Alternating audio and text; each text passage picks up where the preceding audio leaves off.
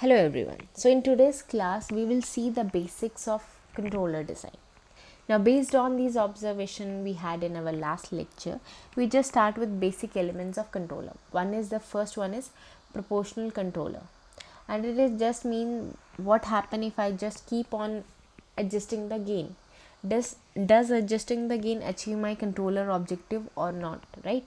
So you either increase the gain or decrease the gain and so on. We will see under what condition just a proportional controller or just by adding the gain k we meet our performance specification. We will also see if there are any drawbacks, right? Just by adjusting the gain even the system is stable, does it always help us to achieve a good result? Okay, so what we will do here is, again I have rs gs as my plant, k as my controller, proportional controller. So as usual there is a reference signal, there is output, there is certain error, and the controller is supposed to adjust according to itself based on the error and so on. Okay, so the first question is, when will the proportional controller work? So the step we will usually do is here following. Let's say I am given that, well, my peak overshoot is 20%, my settling time is like 5 seconds, and tr. So I have given these specification. Based on that I can calculate zeta and omega n. Now I just keep moving on my gain from 0 and see at any point on root locus if there any specification. These specifications are made. These are my dominant poles, suppose. Okay, so if it is met at this point, then I say yes, I can just adjust the gain and then the value of k, which means we are restricted to move on root locus, and therefore this work when the poles of root locus meet the specifications, right? So I just translate given specifications into omega n and then translate omega n to approximate location of poles on the root locus or on the complex plane. So if I adjust the gain, I could arrive at those complex planes, and then I just say this. Okay, so what else does the proportional controller do, right? So again, just depending on the controller, adjust according to error and so on. What happens in Bode plot, right? So in Bode plot, the gain k would just shift the magnitude plot. It doesn't contribute to phase. Phase remains the same. The magnitude would go up and down depending on whatever the value of gain k. Okay, again, so this is the case of unstable system could be easily seen here, and we could see that I now adjust the gain and I could actually push the Bode plot on the or the system to the verge of stability. So the proportional control action now, right? So let's start with first order system. A proportional constant with closed loop transfer function is k by ts 1 plus 1 plus k. What is the error? If the reference is step input, okay, the steady state error by doing all this calculation we had done, this becomes 1 by k plus 1, right? So the first observation is that the steady state error is non-zero. I could ideally want to be 0, but it is not 0 in this case. Now what does the proportional controller do? Well, the first observation is that the controller or the proportional controller, it results in improving the time constant, which means the response is faster. To on the flip side, there is a steady state error, right? Now what we could do is, or just by observing this, say that, well, my steady state error can be made smaller and smaller by increasing the value of k, gain k, but this may not always be perfectly possible or even desirable because I might amplify unwanted signal and so on, right? So in some cases of higher order plants, which I will show you in an example, increasing the gain could also have tendency to destabilize the system, right? For example, if I were to look at this root locus, or if I just keep on increasing the gain, but I just notice that I now on the verge of instability, right? So that is not desirable. Okay, so a proportional controller improves the response of system. It also improves the or lessen the steady state error, but only up to some factor, right? I just can't get to zero by using proportional control action. Now let's see what a pure integration control action do, and this actually go very well with the term, right? So integration control action is, well, I have a k divided by s. I have 1 by s has an integration action, right? So the Laplace transform of integral of a signal just was translated to 1 by s of the original signal. Okay, so the output is something like this. So now what is the error? Error is, will something nice happen here, right? So if I just do all these computation, the steady state error becomes 0. This we will also see in when we did error constant analysis type 1 system. If I am tracking a step, the steady state error is always 0. So with the addition of integration as a controller, well, the steady state error is 0, but the steady system order has increased from 1 to 2. And if we keep on dealing with higher order system, increasing a pole and adding a additional pole at origin, which is essentially an integration, might lead the system to the verge of instability. So two things to observe here. First is the proportional constant. It improves my transient response. It also helps in reducing the steady state error, but doesn't eliminate it completely. Integration action, well, I add an integrator to the system, which means I add a pole at the origin. It helps in reducing the steady state error to 0. So in this particular example, in which we are talking about a particular case or of what is now a type 1 system. Okay, so higher order system, it may not always be desirable, right? That I just keep on buying integrators and dumping into the system. It may not work, or we will see why it may not work. So if I take this example here, I need to see how the system look like now, right? So the total GS, if I call this as an open loop transfer function, GS is for this one. My GS is k by s square js plus b. Okay, now let me just say that k equals to 1, j equals to 1 and b equals to 1. And I see, well, when this is the closed loop system stable, well, I can actually do routes analysis, but I will do root locus analysis. Okay, because now we are familiar with doing that. So where are the poles? So, well, there is a pole here, 2 poles here, and 1 pole at minus b by j. Okay, so I will write s equals to 0. This is sigma, this is j omega axis, the complex plane. There is another pole at if my value is 1 1, so it is minus 1. Now I think we now remember the rules of root locus by heart. So this guy goes here, this guy goes here by doing root locus plot, and you see that just adding an integrator here doesn't help me much because the system is now becoming unstable. Okay, so we have to be careful in that way. Okay, now what is the effect of distribution, right, when we use kind of controller? So again, let me take this kind of plant here with a rotational element with a moment of inertia j and some frictional coefficient b.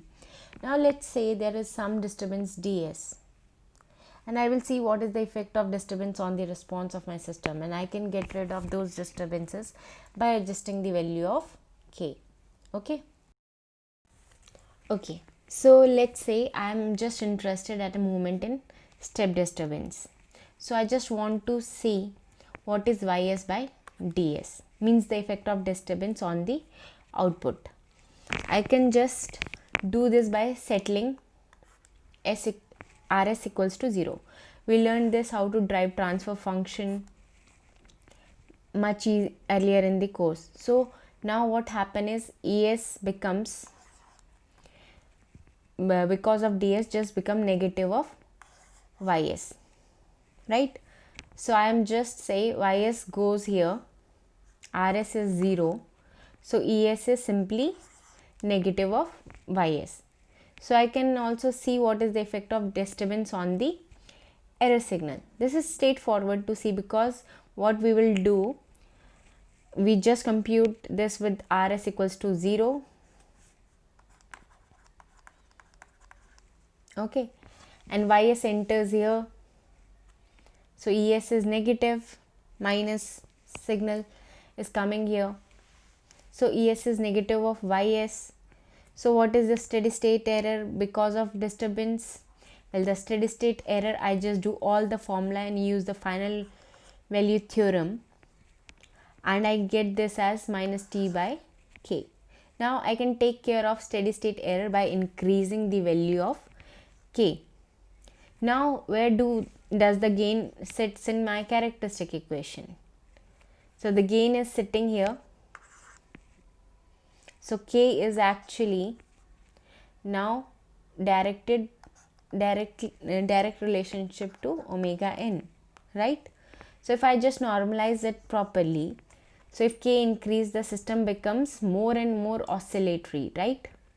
And for higher order plant, as we saw earlier, it can also go to the verge of instability. So next we see what is the effect of integral action. So we have integral action in addition to proportional action here. Therefore, we call this as proportional plus integral controller action. Okay, so ys by ds, I could easily compute it to this way. And I see that earlier we had stated that increasing or introducing an integral action increase the order of system. So I have 3 poles now. Okay, with rs equals to 0, the effect of disturbance on the error become something like this. Okay, so what are the things which I have in my controller? For the controller, that is ti, this is I. Okay, so ti, and I have k here. Okay, now I might be tempted directly to use steady state error formula from the final value theorem to see what is the steady state error to the step disturbance.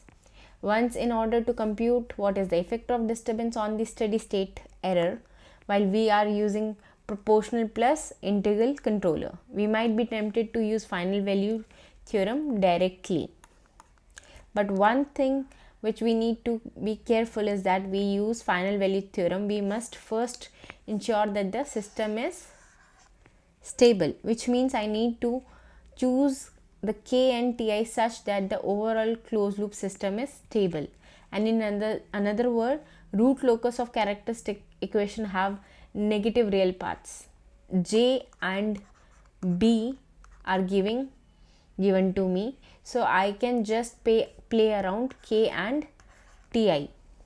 Okay, now under this assumption that the system is stable, or the ki and ti are chosen such that the system is stable, the steady state error, I just use the formula for the final value theorem, is it comes out to be 0. So the observation here is that proportional plus integral controller action helped us eliminating steady state error, and now this is the steady state error due to disturbance.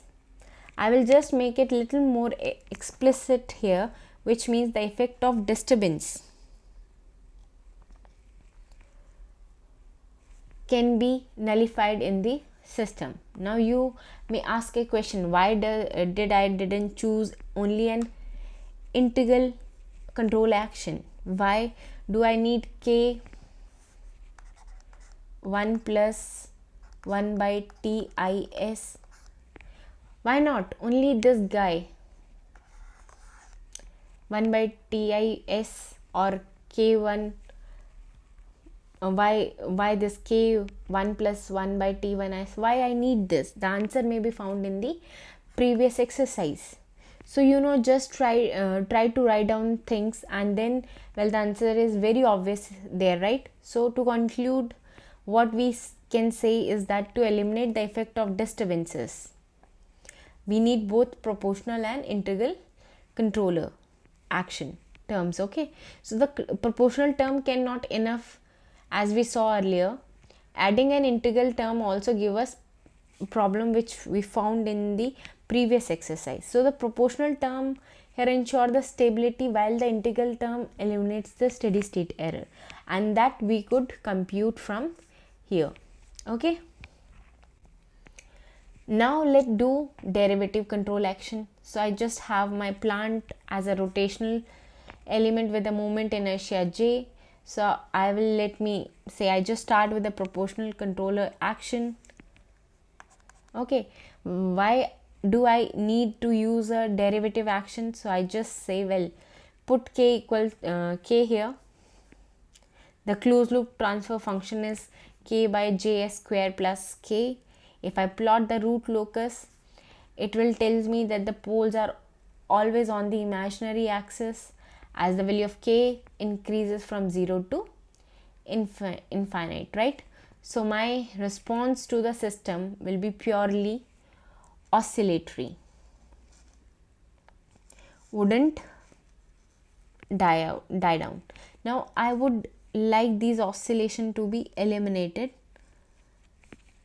right? And we will see how these oscillation can be eliminated. And when I say that oscillations are to be eliminated, it means I just introduced some damping into the system. So the system here do not have any damping term like j s square plus k. There is no term corresponding to the coefficient s, right? 2 zeta omega ns, right?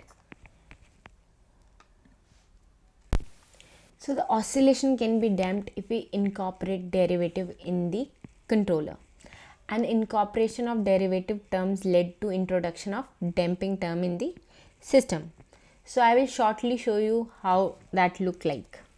Okay, so again take a proportional plus derivative controller, where controllers now look like this: k plus k 1 plus tds. Okay, and the output from the controller ycs is all of these guys. Okay, now yct is k et plus k dt td derivative of error. We saw this while we were discussing the effect of adding 0, right? It is actually like adding 0 to the system, right? So you have an error and a derivative of error also. Okay, so the output is now in which was earlier.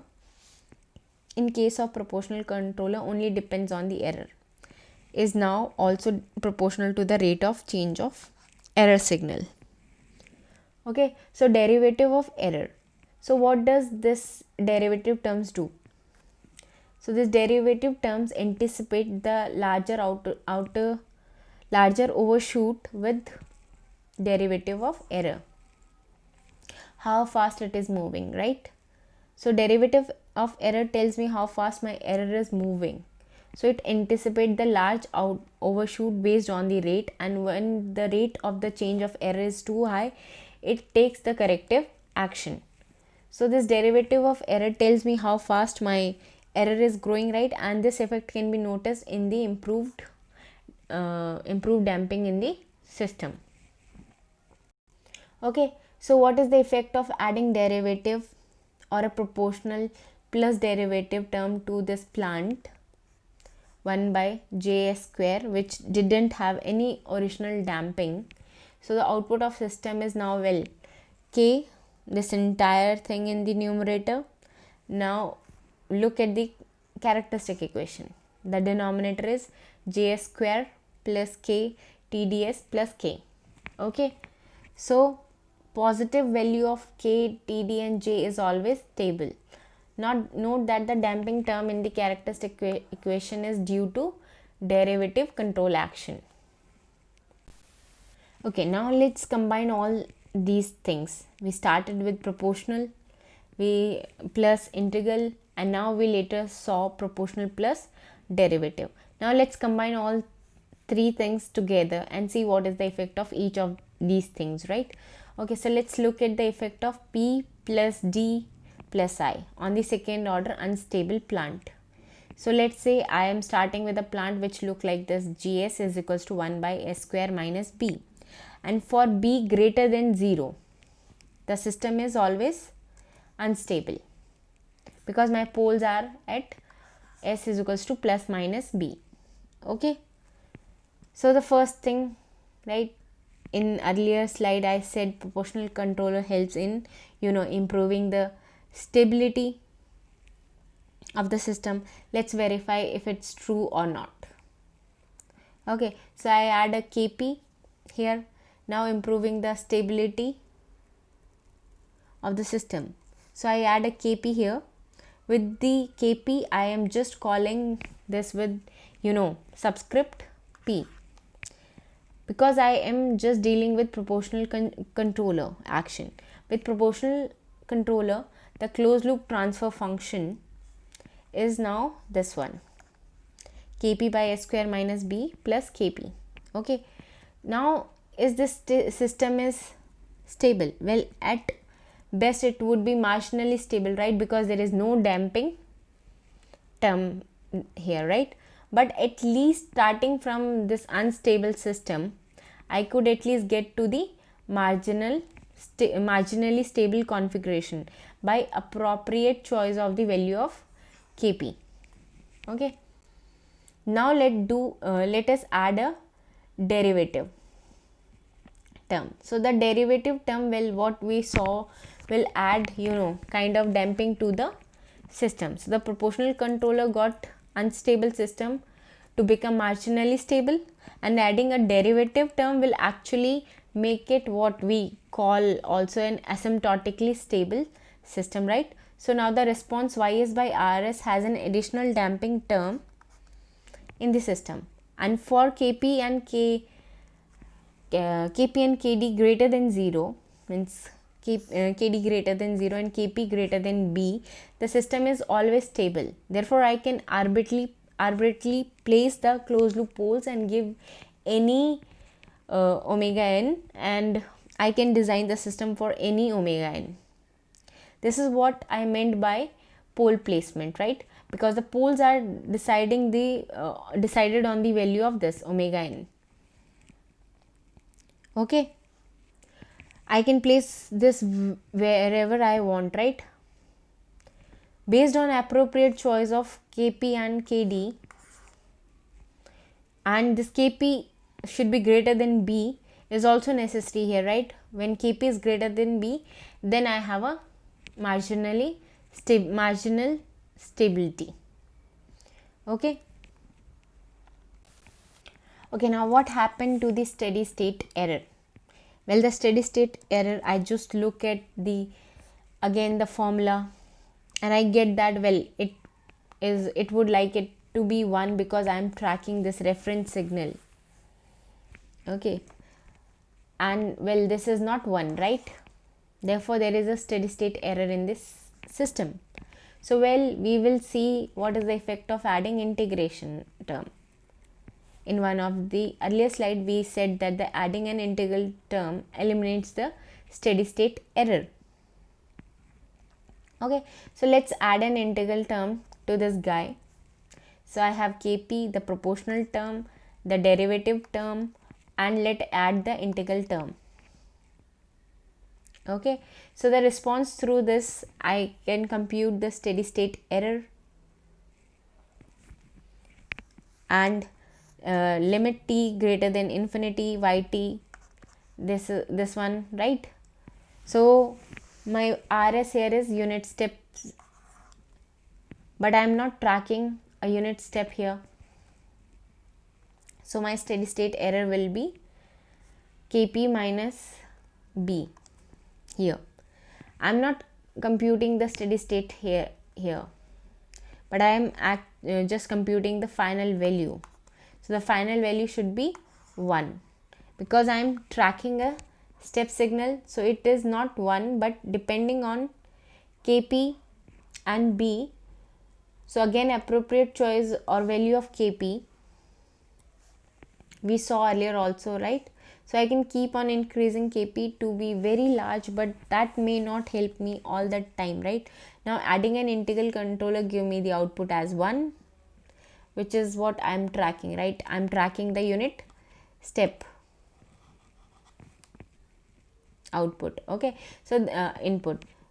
So this adding of an integral term eliminates my steady state error, or it means that I can actually track a unit step, right? I'm not calculating any steady state error here. I'm calculating final value. Okay,